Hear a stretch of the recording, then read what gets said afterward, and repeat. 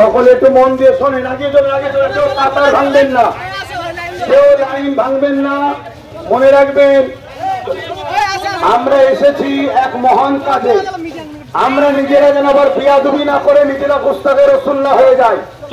তার থেকে উত্তম হবে মিছিলে পা না মিলিয়ে সাইডে সরে দাঁড়িয়ে দাঁড়িয়ে মজা দেখুন, আলাদা কথা, কিন্তু মিছিলে ঢুকে এমন কিছু করবেন না যাতে মধ্যে আমাদের নিজেরা যেন হুজুরের সামনে বিয়াদবি না করে বিয়াদব না হয়।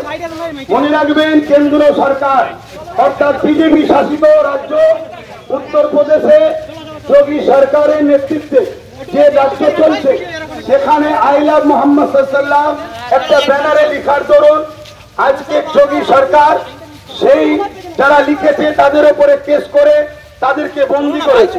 তার প্রতিবাদে নিন্দা ধিক্কার জানিয়ে আজকের আমাদের এই ক্ষুদ্র র্যালি, আজকের এই ক্ষুদ্র প্রোগ্রাম আমাদের।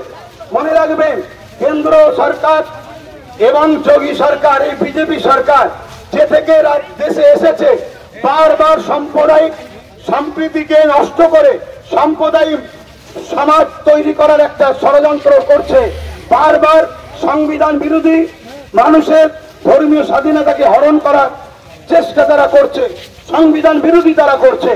সেই জায়গায় আমাদের এই প্রতিবাদ চলছে। পাশাপাশি আপনারা নিশ্চয়ই জানেন সারা পৃথিবী জুড়ে হুজুর পাক সাল্লাল্লাহু আলাইহি ওয়াসাল্লামের ঈদে মিলাদুন নবী উদযাপন হচ্ছে।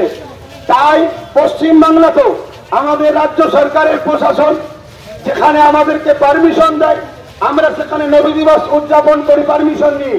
এরপরেও মানুষ আসার পরে পশ্চিমবঙ্গ সরকারের কি বলে তত্ত্বাবধানে পরিচালিত কিছু মানুষ গুন্ডা, তাদের দ্বারাও যারা নবী দিবস এসেছিল তাদের বাড়ির কারেন্টের তার কেটেছে, তাদের উপরে জুলুম করেছে। এর প্রতিবাদে কিন্তু আজকে আমাদের মিছিল। সেই জায়গায় কোন রকম ডিসিপ্লিন আমাদেরকে ভঙ্গ না হয় এটা মাথায় রাখতে হবে।